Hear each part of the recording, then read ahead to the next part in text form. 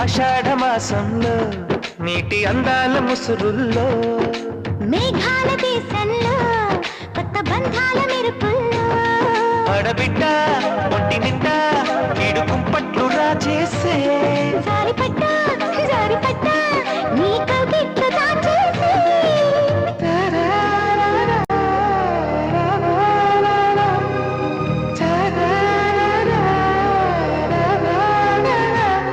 వన వల్లప్ప వల్లప్ప బొల్లప్ప దించై సామిరంగా అపు నీ గొప్పలే గొప్ప నా దిప్పలెట్ట రంగరంగా